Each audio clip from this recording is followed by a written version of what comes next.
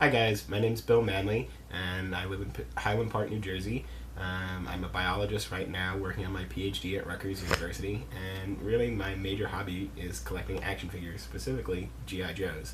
And all started in 1987 with this guy, who's hardball. He's kind of lame for a G.I. Joe, and rather unimpressive. That quickly led to bigger and better things.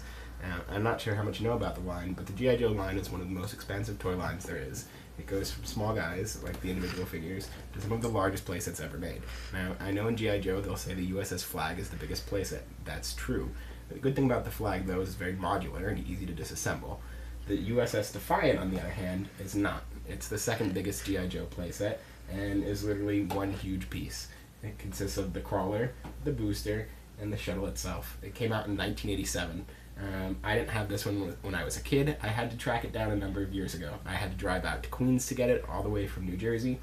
I got to this guy's house in Queens. The guy had no stairs into the house, and I had to get this out through the basement window and into my tiny car. It was no small feat.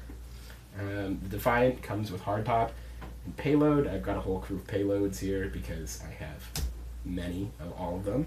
I also have some Cobra Astra Vipers over here attacking it. Just as interesting as the Defiant is to me is probably some of the Cobra spacecraft. This is actually the Robo Skull, which is the Action Force, the UK equivalent of G.I. Joe that I have attacking it. My major problem with the Defiant is that it takes up too much space. I live in a very small apartment in New Jersey, and I really need to make some space for myself to actually live. The crawler doors open up, the shuttle's in here. If I had more space, I could actually launch. It goes 90 degrees straight up and is really cool, but very big. I don't want to sell it on eBay, obviously, because it's too big and too hard to ship. And I don't want to sell it to someone that I think is going to flip it and try to make a buck. I'd really like to sell it to you guys because I think you'll appreciate it.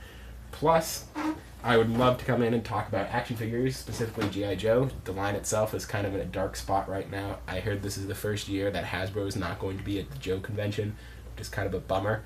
I don't think the two movies really helped the line any.